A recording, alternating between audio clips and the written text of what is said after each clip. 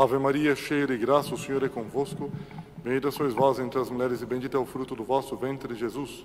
Santa Maria, Mãe de Deus, rogai por nós, pecadores, agora e na hora de nossa morte. Queiram sentar-se, por favor.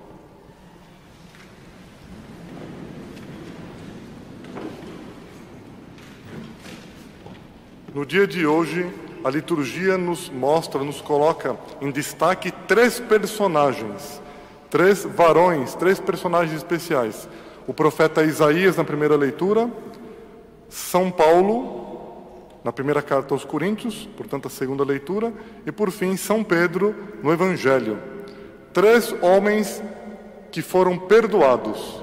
O profeta Isaías, depois de ter tido uma visão grandiosa, ele se dá conta de que ele é fraco, de que ele é pecador. Ele se dá conta que para poder anunciar aquilo que ele tinha assistido, portanto transmitir aos demais, ele tinha os lábios impuros. Impuros porque seus lábios não eram dignos de contar algo de tão grandioso, algo tão espetacular que ele tinha presenciado, que ele tinha visto da parte de Deus. Ele diz que ele é um pecador, tem os lábios impuros. Primeiro ponto, primeiro homem. São Paulo, quando está narrando na carta aos Coríntios as maravilhas que Deus fez em sua igreja, ele diz que ele nem merece o título de apóstolo, porque ele foi um perseguidor, ele perseguiu os seguidores de Cristo para matá-los. Mas Deus o perdoou, tanto é que ele virou apóstolo.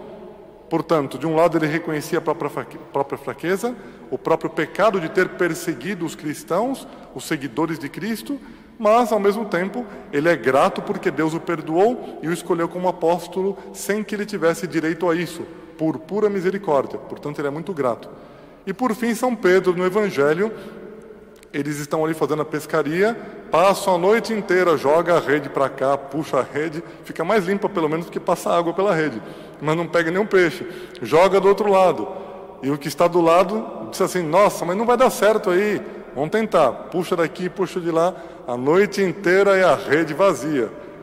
Estava amanhecendo já, a rede limpinha, mas vazia. Então, nosso Senhor Jesus Cristo disse que São Pedro, os que estavam ali, deveriam jogar de tal lado da barca. Então eles dizem que, em obediência à vossa palavra, Senhor, nós faremos, mas já pescamos a noite inteira sem fruto. Jogam a rede volta cheia, e São Pedro diz a Nosso Senhor: afastai-vos de mim, Senhor, porque sou um pecador. Reconhece que ele foi incrédulo, que ele não teve fé quando o nosso Senhor Jesus Cristo mandou lançar a rede. Mas nosso Senhor Jesus Cristo perdoou sua incredulidade. E não só sua incredulidade. Talvez nosso Senhor Jesus Cristo estivesse formando a alma de São Pedro para preparar o grande perdão, depois do grande pecado que ele cometeria, no momento em que ele negaria nosso Senhor Jesus Cristo na paixão, o galo cantaria e, por fim, São Pedro teria cometido um grande pecado de ter negado e traído o próprio Filho de Deus que veio a este mundo para a nossa salvação. Portanto, por mais que ele tenha tido falta de fé nesse momento e ainda tenha pecado contra nosso Senhor durante a paixão, um grande perdão. Ele foi perdoado e nos narra as histórias, enfim, toda a narração posterior, depois deste fato, nos narra que São Pedro chorou tanto que no rosto dele ficaram a marca de 2 sulcos, assim, onde passavam as lágrimas, de tanto que ele chorou de arrependimento depois de ter traído o Divino Mestre. 3 homens. Na primeira leitura, o profeta Isaías, um serafim se aproxima dele, levando uma brasa na mão, que lhe coloca nos lábios e diz: teus lábios estão purificados, teus pecados estão perdoados. Um grande perdão. São Paulo foi perdoado de perseguidor que era, virou pregador da boa nova, do Evangelho de nosso Senhor Jesus Cristo. E São Pedro, que também fraquejou, foi perdoado e é o nosso primeiro Papa. O primeiro Papa que nós vemos no alto das igrejas, as imagens de São Pedro, pintado às vezes na parte interna da igreja, ou com imagens dentro da igreja, um pecador convertido, que depois foi um instrumento útil para a transformação da face da terra. E nós vemos aqui a importância do perdão e a importância da confiança que devemos ter no perdão que Deus nos dá, apesar de qualquer pecado que nós tenhamos cometido. E aqui vem um ponto muito importante. Nossa vida não acaba nessa terra. Se a vida acabasse nessa terra, nós poderíamos viver como os mundanos que vivem aí, ó, no prazer, no gozo da vida, na impureza, no roubo, no engano, na mentira. Claro, aproveita da vida. Se é só um material que nos vale, aproveite a vida. Mas se depois de nossa morte, nossa vida continua e a vida de nossa alma será eterna, cuidado! Quem brinca com fogo se queima. Quem muito fica andando em corda bamba, um dia acaba caindo. Nós podemos cometer alguns pecados na vida? Infelizmente os cometemos porque somos fracos. Nos deixamos levar pela ocasião próxima de pecado. Não tomamos cuidado, às vezes é um aparelho qualquer que a gente aperta o botão, aparece coisa indevida. É uma conversa, é uma mentira. Quantas vezes nós caímos? Diz a Sagrada Escritura que o justo peca 7 vezes ao dia. E nós que ainda não somos justos e santos, como a Sagrada Escritura diz que o justo é o santo. O santo tem pelo menos 7 imperfeições por dia. Imagine nós que estamos ainda caminhando com o santo, né? Estamos querendo chegar lá, não chegamos a ser grandes santos, sermos grandes santos. Então, nós devemos também pedir perdão de nossas faltas. Agora, existe uma mentalidade espalhada pelo mundo, que é o seguinte: eu confesso direto para Deus. Eu peço para Deus perdão, Deus me perdoa de tudo. Uma vez eu fui atender uma pessoa, fiz de tudo para esse homem confessar. De tudo. 1 hora de conversa. Ele disse: eu não confesso os meus pecados. Você é homem como eu não confesso meus pecados. Eu falo direto para Deus. Deus vai me perdoar. Eu falei: meu amigo, você está errado. Você pegou o caminho errado e sua vida vai terminar mal. Você está aqui no hospital, está doente, estava já com câncer terminal. Você vai fazer a loucura de vir 3 horas de viagem para chegar até lá. Não confesso. Não confesso de jeito nenhum. Morreu pouco tempo depois, sem confissão. Foi falar com Jesus Cristo do outro lado. Não quis aceitar Jesus Cristo que o visitava no sacerdote. Foi depois explicar por que negou a Jesus Cristo quando ele veio salvá-lo. Por isso que Santa Teresa dizia: temo a Jesus que passa e não volta. Eu tenho certeza que eu terei uma ocasião na vida, no final da minha vida, no último momento, de ter um padre do lado da minha cama, quando eu estiver doente. Quantos são os que morrem assim? Às vezes nós vamos no hospital, visitamos um doente. Quantos doentes mais tem no hospital que estão morrendo? A gente chega no hospital às vezes e diz: morreu aqui, tira a pessoa de tal canto que morreu. Já passei várias vezes por isso. Eu atendi um e o outro morreu do lado, sem os sacramentos. Será que nós vamos ficar brincando? Tem gente que brinca, brincando com nossa vida espiritual, com nossa alma. Até quando? Nós não podemos brincar com nossa vida espiritual. Não podemos brincar com nossa alma. Temos apenas uma. Nós nascemos nesta terra. Cada uma dos que estão aqui, das que estão aqui, tem uma data de nascimento. Nasceu, é o dia tal, dia de comemoração, dia solene. E a pessoa às vezes nem sabe. Mas no mês que ela nasceu vai ser o mês que ela vai morrer. Ela só conhece a primeira data. A segunda vão conhecer os outros depois que verem que a pessoa partiu. Não dá para fazer a plaquinha do túmulo antes, né? Só dá para... Não tem jeito. A gente só sabe o nascimento, só imprime a placa depois que a pessoa morrer. E nós temos essa data marcada e nós brincamos com a nossa vida espiritual muitas vezes. E o que é brincar com a vida espiritual? Padre, não estou entendendo bem. Vamos entender bem, vamos colocar o pé na terra, vamos descer aqui e entender bem. Brincar com a vida espiritual é viver em estado de pecado mortal. O pecado mortal mata a graça de Deus na alma. Existe o pecado venial, que é um pecado leve, chamado venial porque é como uma vênia, é algo leve. O pecado mortal mata a graça de Deus na alma, mata a vida de Deus na nossa alma. Quando somos batizados, nós recebemos a graça santificante, nossa alma tem a união com Deus ali, naquele momento do batismo, e nós recebemos a vida de Deus em nossa alma. Recebendo a vida de Deus em nossa alma, nós devemos preservar essa vida de Deus em nossa alma. Quando nós cometemos um pecado mortal, portanto um pecado grave, essa vida de Deus na nossa alma como que morre. É mortal porque mata a vida de Deus na alma. Quando matou a vida de Deus na alma, pode acender vela para Santa Rita, para São Benedito, para quem quiser pedir perdão a Deus direto, que não é perdoado. Só quem ajoelha no confessionário e pede perdão é perdoado dos pecados. Porque foi nosso Senhor Jesus Cristo que instituiu os 7 sacramentos, dentre os quais está o sacramento da confissão. Nosso Senhor Jesus Cristo disse aos apóstolos: ide pelo mundo inteiro, perdoai os pecados Ele concedeu esse poder de perdoar os pecados. E o sacerdote é ministro da confissão. Ele perdoa os pecados. Quando o sacerdote diz, eu te absolvo dos teus pecados, os pecados estão perdoados. Eu tenho a certeza absoluta. Mas como que os pecados serão perdoados? Se eu tiver retidão de alma e contar todos os pecados que eu cometi. Quem esquece um pecado em confissão, não comete um pecado, porque esquecimento não é pecado. Cometeu um pecado gravíssimo, não sei quantos anos atrás. Quando foi confessar, esqueceu, foi esquecimento, não foi pecado. O sacerdote normalmente inclui também os pecados esquecidos. Mas se a pessoa chega lá no confessionário e não tem coragem de dizer os pecados, aí a pessoa está mentindo. Mentindo. Se chama sacrilégio. Ela abusou de uma coisa santa, ela mentiu para Deus. Então uma pessoa que vai para o confessionário tem 10 pecados. 10 pecados. Eu falo assim, mas não vou confessar tudo. Tenho vergonha. Que coisa, né? Na hora de pecar não tem vergonha, mas na hora de confessar tem vergonha. É coisa de Satanás mesmo. A pessoa fica ouvindo o diabo falando no ouvido, vai lá, faz tal coisa, olha para onde não deve, rouba, ninguém está vendo.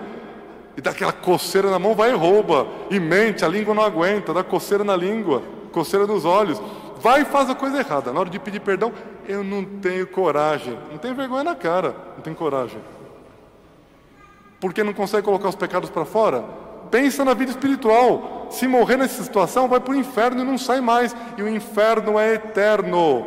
Por mais que nós ouvimos algumas pessoas dizendo por aí, infelizmente, até alguns pastores que não dão muita importância àquilo que nosso Senhor Jesus Cristo ensinou, portanto são maus pastores, dizem que o inferno não existe. O mundo mudou, os pecados também, os mandamentos mudaram. Isso é mentira. E quem acredita nisso vai para o inferno.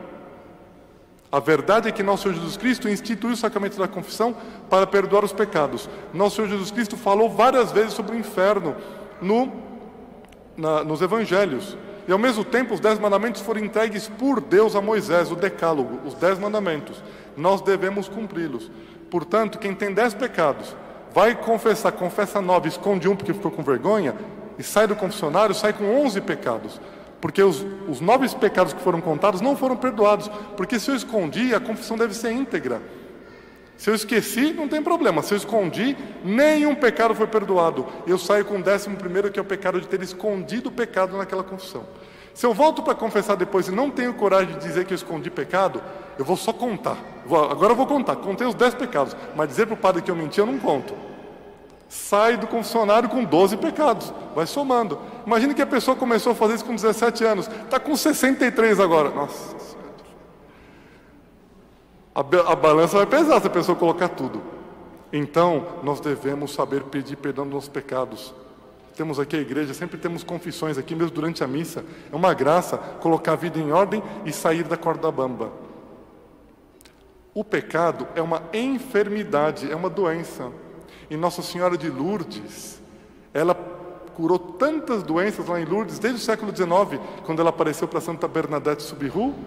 Ela pode interceder por nós para que nós possamos fazer o quê? Uma boa confissão. Eu convido a todos hoje, os que aqui me acompanham presencialmente, aqueles que me acompanham via internet, que façam um bom exame de consciência e comecem a preparar uma boa confissão. Seria um presente para dar para Deus, uma boa confissão, mas principalmente o perdão seria um grande presente que Deus nos daria. Uma vez que estamos na novena de Nossa Senhora de Lourdes, não vou esticar muito, mas estamos a cada dia contando um fato de Nossa Senhora de Lourdes. Nossa Senhora de Lourdes apareceu a Santa Bernadette na gruta de Massalbielle, em Lourdes, na França. Ela apareceu a Santa Bernadette Soubirous.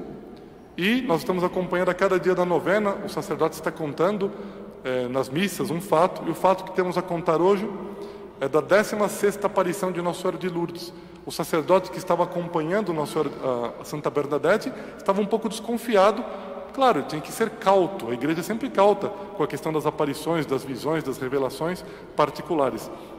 Então, ele queria um sinal para saber quem era essa senhora que estava aparecendo nessa gruta para falar com Santa Bernadette. Então pediu para Santa Bernadette, na próxima vez que essa senhora aparecesse, perguntar: quem sois vós, né? Quem ela era. E nós estamos do ano de 1958, durante as aparições de Lourdes. Vamos voltar ao ano de 1954. O Papa Pio IX, Papa da época, Papa que reinou muitos anos na igreja, Papa Pio IX, ele havia proclamado em 1954 o dogma da Imaculada Conceição, declarando que Nossa Senhora foi imaculada, ela não teve a mancha do pecado original, foi concebida sem pecado original. Demorou séculos na história da igreja para que um Papa declarasse como um dogma, uma doutrina que todos nós devemos aceitar, como católicos temos obrigação de aceitar, porque foi declarada pela igreja, pelo Papa. Ele declarou em 1954 que Nossa Senhora era Imaculada Conceição. Só que na época não tínhamos os meios todos de comunicação de hoje. Então imaginar que uma menina perdida lá naquela região de Lourdes, na França, outro país, tivesse recebido uma notícia, não só a menina, mas o povo da região, de que Nossa Senhora era Imaculada Conceição, até isso chegar lá, esse documento do Papa ser traduzido para outra língua, imaginem o tempo que demorava. Então naquela região não se conhecia ainda a questão da Imaculada Conceição, que tinha sido declarada pela igreja, pelo Papa.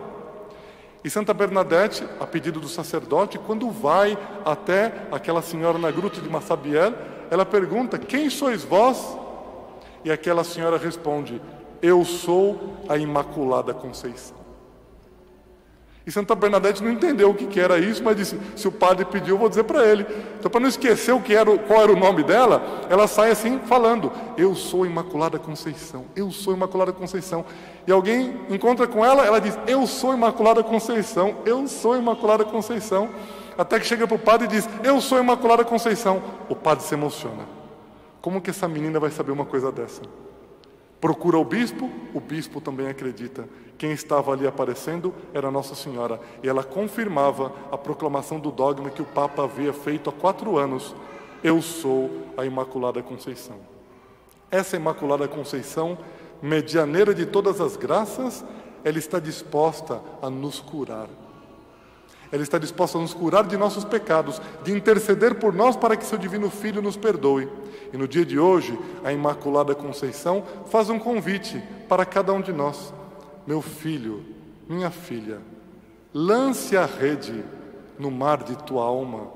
Seja sincero pedindo perdão a Deus e grandes maravilhas serão retiradas deste mar no momento dessa pesca, e será uma pesca milagrosa que transformará a tua alma. A Imaculada Conceição nos pede hoje: meu filho, minha filha, dá-me o teu coração, fazendo uma boa confissão. Que nós tenhamos coragem de sermos grandes homens e grandes damas, reconhecendo nossas faltas, pedindo perdão a Deus por intercessão da Santíssima Virgem, e assim, servindo a Deus com pureza de consciência neste mundo, poderemos gozar de sua presença por toda a eternidade. Louvado seja nosso Senhor Jesus Cristo.